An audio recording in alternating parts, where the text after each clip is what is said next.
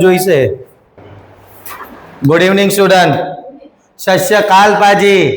હા ચાલો આપણે ચેપ્ટર લિક્વિડેટર ના હિસાબો દાખલો 12 બેગમ લિમિટેડ.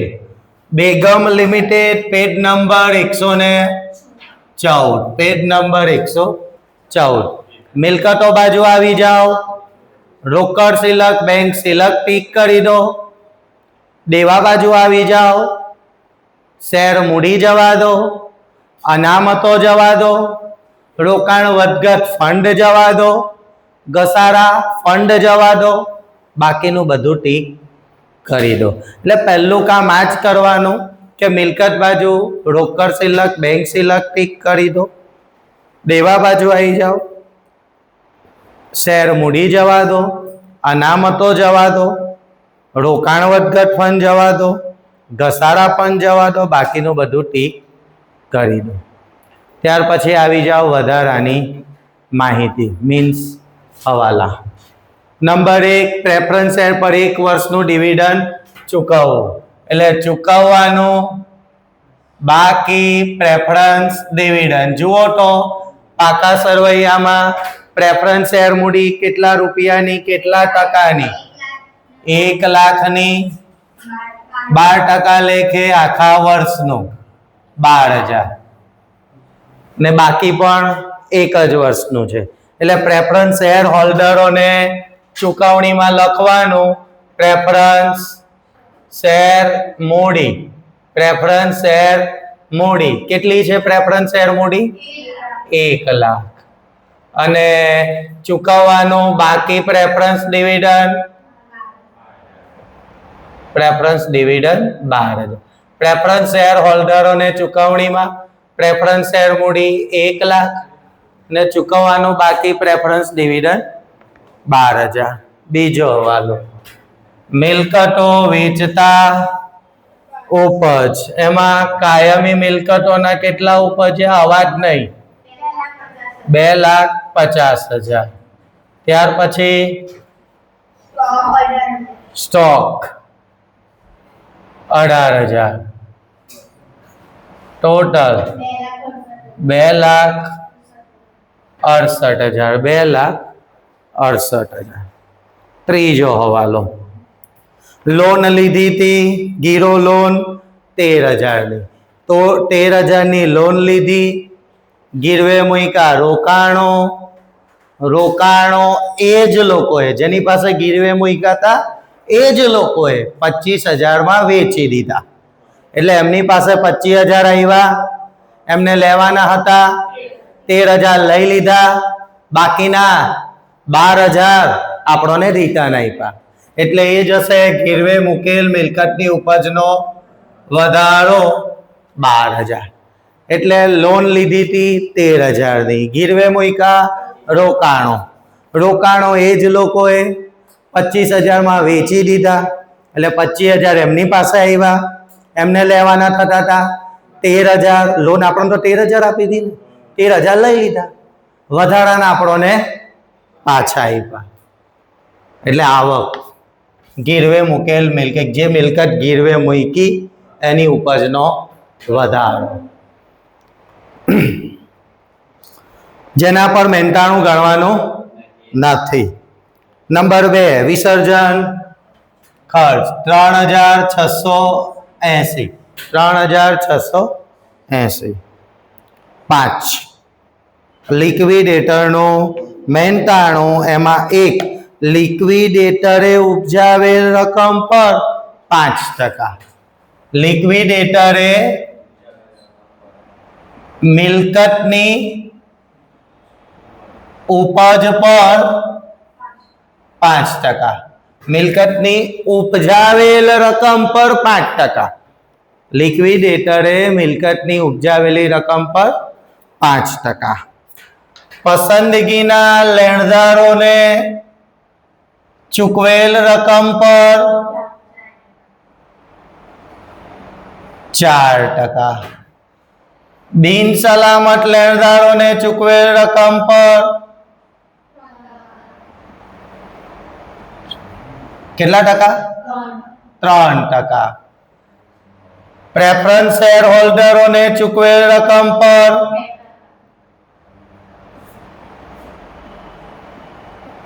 2%.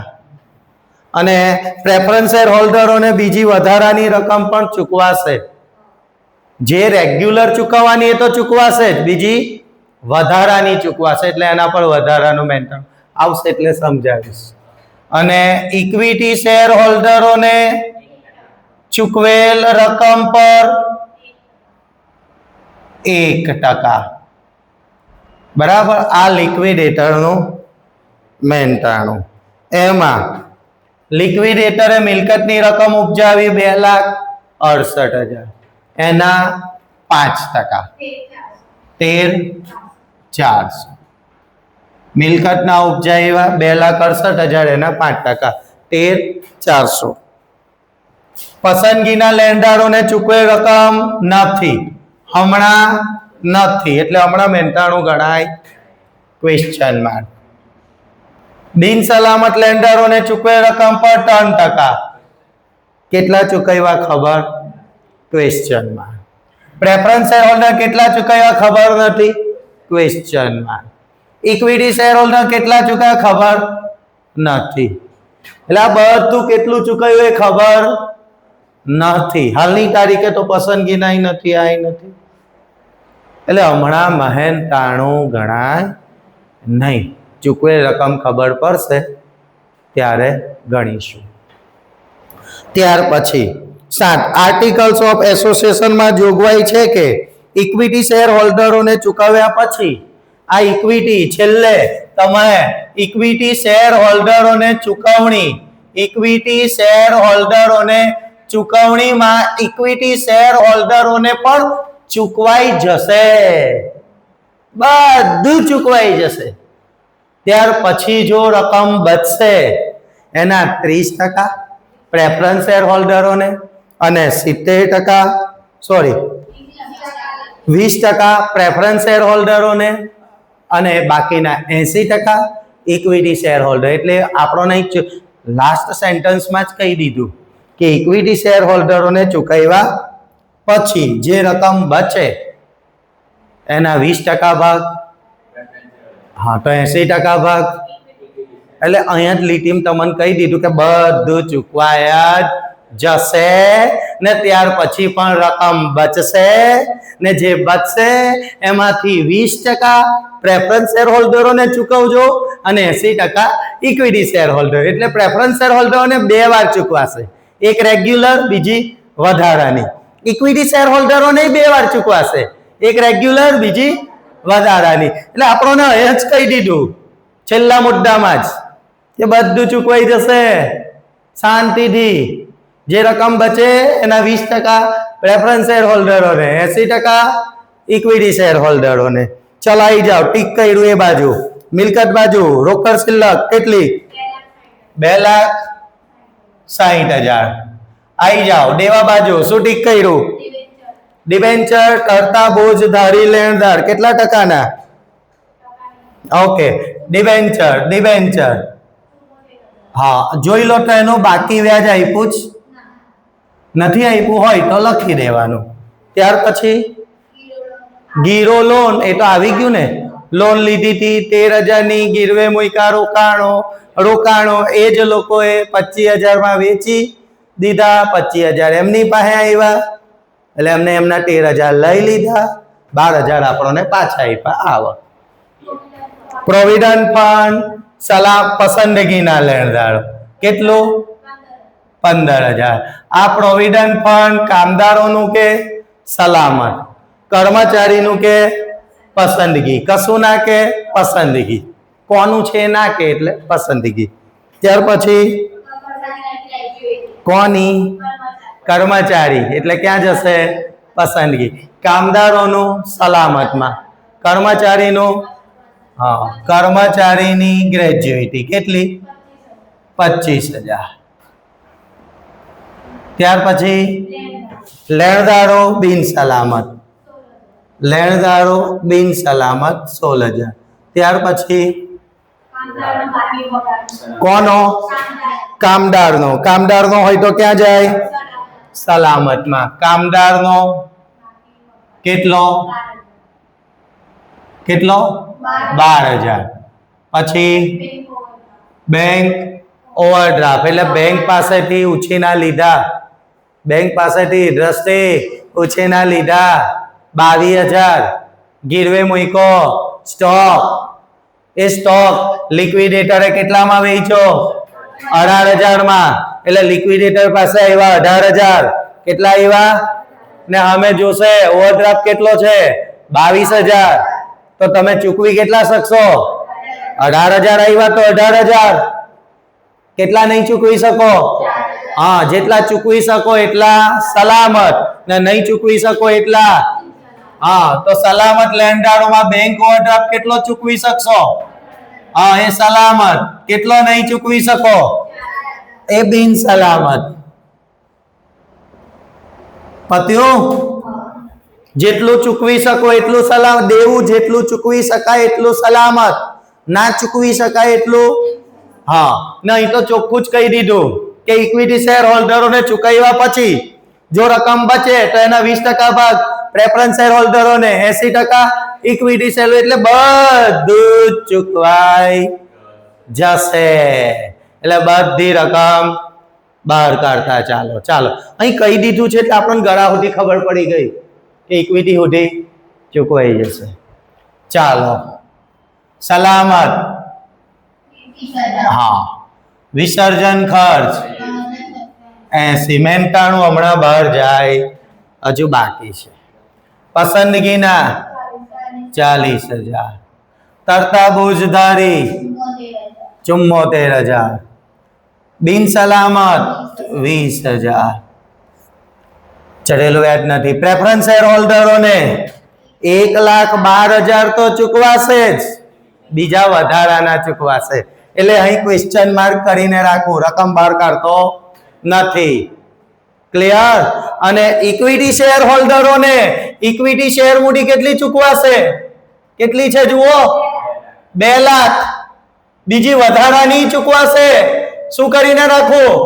Question mark. હમણાં હું રકમ બહાર કાઢતો નથી, ને રકમ બહાર કાઢવી હોય તોય નીકળશે, કોઈ વાંધો નહીં. હા, ચૂકવાઈ જ જવાનું છે. શું કરવું છે? બહાર રકમ લઈ લેવી છે? ચાલશે? ઓકે. તો પ્રેફરન્સ શેર હોલ્ડરોને આ રેગ્યુલર તો ચૂકવાશે જ, બીજા 20% ચૂકવાશે. કેટલા ખબર નહીં, ક્વેશ્ચન માર્ક. ઇક્વિટી શેર હોલ્ડરોને રેગ્યુલર 2 લાખ તો ચૂકવાશે જ, બીજા વધારાના 80%. કેટલા ખબર નહીં. ને આ રકમ કદાચ બહાર કાઢવી હોય તો કાઢ લો, પણ ના કાઢો તો સારું.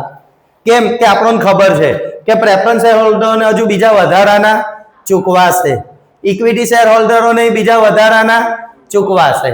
એને કહી દીધું છેલ્લા મુદ્દામાં દ્રષ્ટિ. ચાલો, પસંદગીના લેણદારોને કેટલા ચૂકવ્યા? આપણે બહાર નીકળ્યા એટલે ચૂકવ્યા 40,000.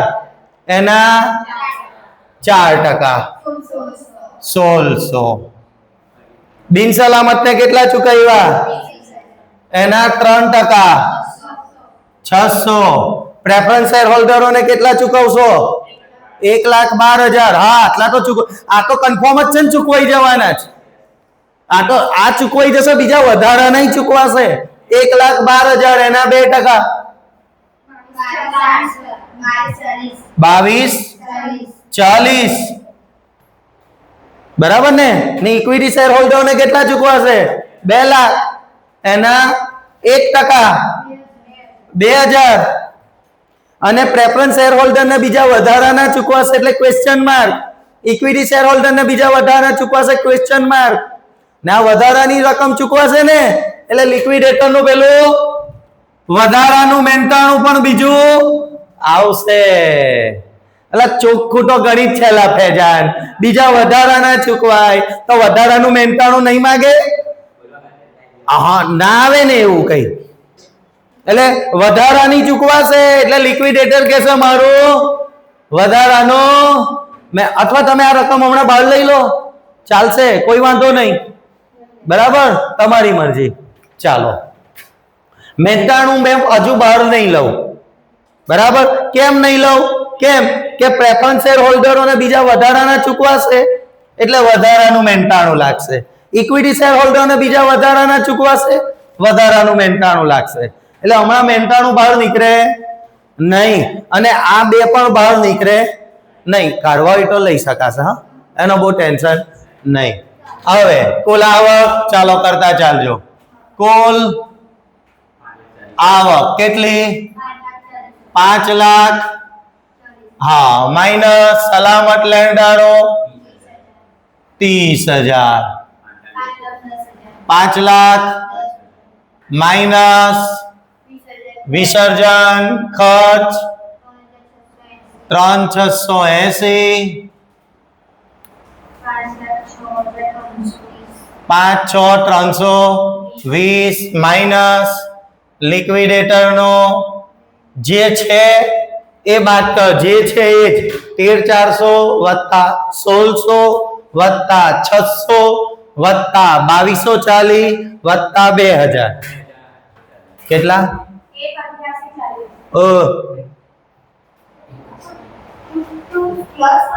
13,400 વત્તા 1,600 વત્તા 600 વત્તા 2,240 વત્તા 2,000 19,840 બાદ કરતા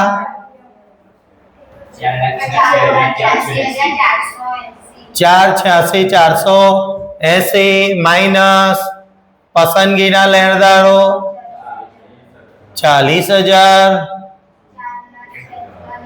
4,46,480 માઇનસ તરતા બોજધારી 74,000. 3,72,480 માઇનસ બિન સલામત 20,000. 3,52 હા માઇનસ પ્રેફરન્સ શેર હોલ્ડરોને. તમે છે ને છોકરાઓ કે ડાયરેક્ટ કેલ્સી પર કરી લેશો તો પણ ચાલશે, પણ મારે સમજાવવાનું હોય ને એટલે પ્રોપર વેમાં ચાલવું પડે. નહીં તો અમારે પાપે કે સાહેબ કેવી રીતે આવ્યું 1,12,000 ને તું જ કે કેસના આવ્યું. હા 2,40,480 minus equity share હોલ્ડરોને 2 lakh.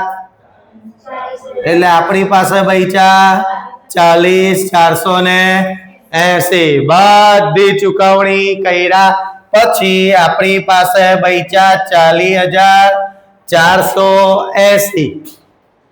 Clear?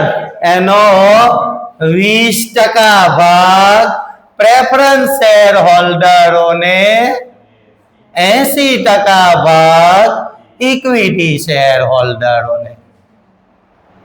બરાબર. હવે 20% એટલે 20 રૂપિયા. 20% એટલે 20 રૂપિયા ને 80% એટલે 80 રૂપિયા. એટલે તમે પ્રેફરન્સ શેર હોલ્ડરોને કેટલા ચૂકવ્યા? 20. એટલે 20% એટલે 20 ને 80% એટલે 80. પ્રેફરન્સ શેર હોલ્ડરોને 20 ચૂકવ્યા તમે. એટલે લિક્વિડેટર કહેશે મેરા મહેનતાણા તો તું ભી લે લે. કેટલા ટકા? 20 ચૂકવ્યા ને એના પર પ્રેફરન્સ શેર હોલ્ડરોને ચૂકવેલ રકમ પર મહેનતાણું કેટલા ટકા? 2%. 0.4 ને इधर भी इक्विटी शेर होल्डर કેટલા ચૂકવ્યા? 80. એના પર મહેનતાણું 1%. વધારાની ચૂકવણી કરો એટલે પેલો વધારાનું મહેનતાણું લેવાનો જ છે 0.8. એટલે એનો મતલબ જો પ્રેફરન્સ શેર હોલ્ડરોને 20, ઇક્વિટી શેર હોલ્ડરોને 80. એટલે લિક્વિડેટર કહેશે પ્રેફરન્સ શેર હોલ્ડરોને વધારાના ચૂકવ્યા તો મારું વધારાનું મહેનતાણું તો લે બેટા તું લઈ જા 20 ને એના 2%, 0.4. ઇક્વિટી શેર હોલ્ડર ચૂકવ્યા 80 એના 1%, 0.8. ક્લિયર ને? 20 preference share holder, 80 equity share હોલ્ડરને ચૂકવ્યા. હવે વધારાના ચૂકવશો તો લિક્વિડેટરનું એના પર ચૂકવેલ રકમ પર વધારાનું મહેનતાણું લાગશે ને ભાઈ. વધારાના ચૂકવશો તો વધારાનું મહેનતાણું લાગશે ને. 20 જેમ 0.4 જેમ 80 જેમ 0.8 કેટલા થયા ટોટલ? 101.2 ચેક કરજો. 101.2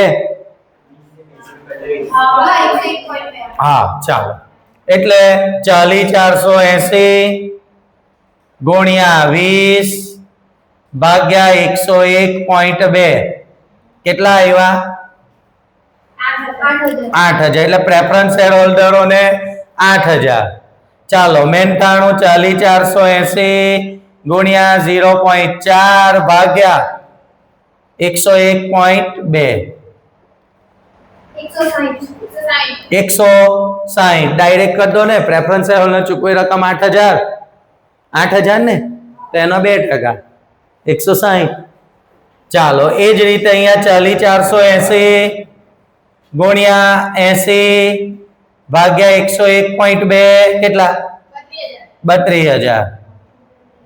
એ જ રીતે 40,480 ગુણ્યા 0.8 ભાગ્યા 101.2 320. બરાબર. એટલે પ્રેફરન્સ શેર હોલ્ડરોને ચૂકવેલી રકમ કેટલી? 8,000 ને ઇક્વિટી શેર હોલ્ડરોને ચૂકવેલી રકમ 32,000. એટલે પ્રેફરન્સ શેર હોલ્ડરોને વધારાની ચૂકવણી 8,000 ને ઇક્વિટી શેર હોલ્ડરોને વધારાની ચૂકવણી 32,000. પ્રેફરન્સ શેર હોલ્ડરોને વધારાની ચૂકવણી 8,000, ઇક્વિટી શેર હોલ્ડરોને વધારાની ચૂકવણી 32,000. હવે વધારાનું મહેનતાણું કેટલું? પ્રેફરન્સ શેર હોલ્ડરોને ચૂકવેલ રકમ પર 160 ને ઇક્વિટી શેર હોલ્ડરોને ચૂકવેલ રકમ પર 320. હવે બધું મહેનતાણું ભેગું કરી દો. લાવેલા જતા ને 19,840 વત્તા પેલા 160 ને 320 બે જ એડ કરવાના ને